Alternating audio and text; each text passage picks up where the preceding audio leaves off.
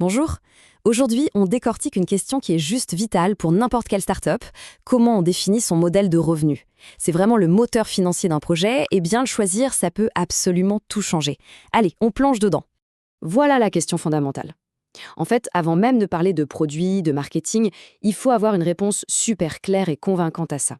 C'est cette réponse qui va déterminer si une entreprise est viable et si elle peut durer dans le temps. Alors, voici le programme pour y voir plus clair. On va commencer par mettre fin à une confusion assez fréquente. Ensuite, on explorera 4 modèles qui sont à la fois très populaires et innovants.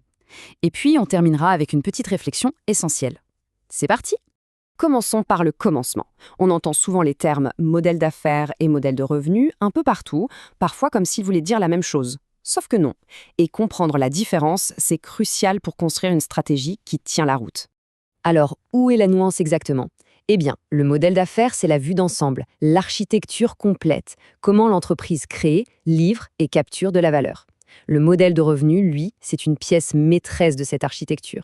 C'est le pilier qui se concentre spécifiquement sur la manière de gagner de l'argent. Donc le point crucial à retenir, c'est ça. Le modèle de revenu est focalisé à 100% sur la monétisation. C'est la mécanique précise qui va transformer l'activité de l'entreprise en argent qui rentre. Sans un modèle de revenu clair et solide, même la meilleure idée du monde risque de rester, juste une idée. Et cette diapositive, elle illustre parfaitement comment tout ça s'emboîte. On a là le fameux business model Canva, celui d'Airbnb. Si on regarde en bas à droite, on voit la section Revenue Streams, c'est-à-dire les flux de revenus. C'est exactement là que se niche le modèle de revenu, en interaction directe avec tous les autres blocs de la stratégie de l'entreprise. Passons maintenant au premier modèle concret, la marketplace, ou la place de marché en français. Son principe est simple mais hyper puissant. Il s'agit de mettre en relation des acheteurs et des vendeurs et de se positionner au milieu comme un intermédiaire de confiance qui facilite leurs échanges. Ce qui est vraiment intéressant avec ces exemples, c'est de voir qu'il y a plusieurs façons de faire. Airbnb, par exemple, joue la carte de la simplicité, des frais de service sur chaque transaction, point. Mais si on regarde Mano Mano ou Cdiscount, ils ont un modèle hybride, un abonnement fixe pour les vendeurs, plus des commissions sur les ventes. Le choix dépend vraiment de la valeur qu'on apporte et de la dynamique du marché. On entre maintenant dans l'ère de l'abonnement.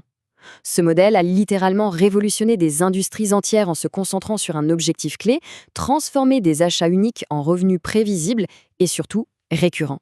Et aujourd'hui, son champ d'application est immense. Ça va des logiciels en tant que service, les fameux SaaS, aux box repas livrés à la maison, en passant par le streaming musical comme Spotify Premium ou même la location de mobilier de bureau. Pour beaucoup de gens, l'abonnement est devenu un vrai réflexe de consommation. Cette image illustre super bien le changement de mentalité. On ne vend plus un produit une bonne fois pour toutes. Non, on met en place une relation continue, un cycle de valeur. L'entreprise doit constamment prouver qu'elle est utile pour que l'abonnement soit renouvelé. Et ça renforce la fidélité et la connaissance du client. Allez, abordons maintenant un modèle qui est aussi puissant que délicat à manier, le freemium. Le concept est super séduisant. On attire un maximum de monde avec une offre gratuite. Mais le vrai défi, c'est de réussir à convertir une partie de ses utilisateurs en clients qui payent. La stratégie est limpide. On propose une version de base gratuite, un peu comme Spotify avec ses pubs ou des jeux comme Candy Crush, pour que les gens puissent découvrir et apprécier le service sans barrière. Et ensuite, on propose une version premium payante qui débloque des fonctions, enlève les contraintes et globalement améliore l'expérience. Les avantages sont assez clairs. En retirant le prix comme barrière à l'entrée, l'acquisition d'utilisateurs peut être massive et très rapide.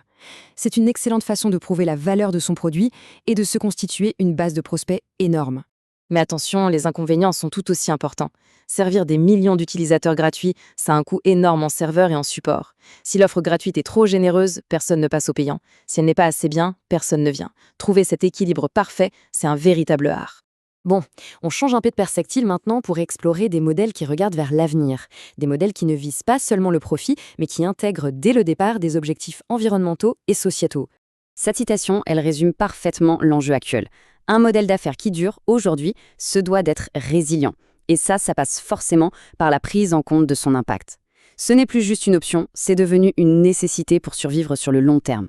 Un modèle circulaire, en gros, ça s'articule autour de 3 piliers. D'abord, une production durable, en pensant au cycle de vie dès la conception. Ensuite, un usage responsable, par exemple en vendant l'utilisation d'un objet plutôt que l'objet lui-même. Et enfin, une gestion intelligente de la fin de vie pour réutiliser, réparer ou recycler un maximum. Le contraste est saisissant. On passe du modèle linéaire classique, extraire, fabriquer, jeter, à une boucle vertueuse. Un exemple très concret, c'est la Refectory de Renault. C'est une usine entière qui est dédiée au reconditionnement de voitures et à la réutilisation des pièces. C'est bien la preuve que ce modèle est viable, même à très grande échelle. Après avoir exploré toutes ces options, il y a une question qui s'impose, non? Est-ce qu'il existe un modèle de revenu parfait, une sorte de solution magique qui fonctionnerait à tous les coups? La réponse, sans surprise, c'est non. Le choix qu'on fait au début, ce n'est qu'une hypothèse, un point de départ. Le vrai travail commence après. Il faut tester son modèle sur le terrain, mesurer ce qui marche, ce qui ne marche pas, et surtout avoir le courage de le faire évoluer, de l'adapter en fonction des retours des clients et des réalités du marché. Et pour finir, je vous laisse avec une question à méditer. Dans un monde qui change à toute vitesse, est-ce que la rentabilité à court terme est vraiment la seule boussole? Ou est-ce qu'il ne faudrait pas plutôt chercher à construire un modèle qui, en plus de gagner de l'argent, est capable de résister aux chocs et de s'adapter aux défis de demain? C'est peut-être là que se trouve la véritable clé d'un succès durable.